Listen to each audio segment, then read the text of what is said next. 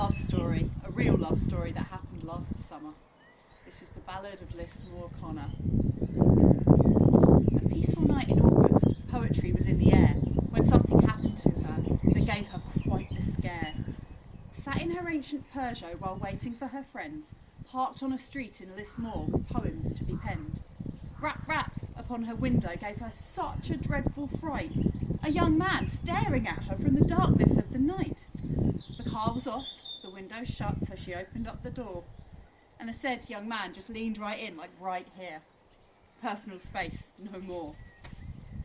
"Drive me down to Cappoquin," the cheeky fecker grinned. No," said she. "Why not?" said he. "It wouldn't be a sin." "What's your name?" the young man asked while holding out his hand. "I'm Joe." She smiled uncomfortably. "I'm Connor," said the man. And then he leaned in rather close. The booze stench drifted in. Blue eyes met hers. "So, Joe," he said, and she began to grin. "How old are you?" she asked him, not wanting to be rude. "That's too personal," said he. "Come on, don't be so crude." "I'm 25, he answered with no small reluctance due. "So answer me, Joe. Tell me, please, how feckin' old are you?"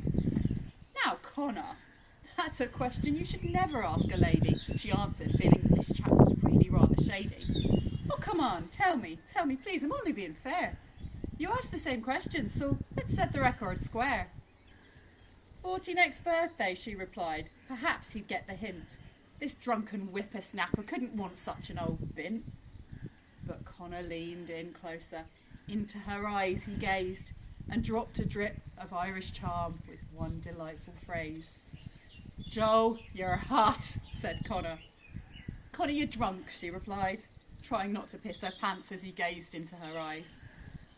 "Joe, you're hot," repeated. "Connor, you're drunk," repeated back. "Come on, Joe, give us a little kiss." And he leaned in for his attack. "No," she said hysterically, trying not to laugh. "I could almost be your mother. Now please get out of my car." "Connor," a new voice shouted out. "Oh, shit," he muttered, flinching. "Best you go," Joe laughed, while poor old Connor stood there wincing. Then 2 friends arrived and led him back into the dark.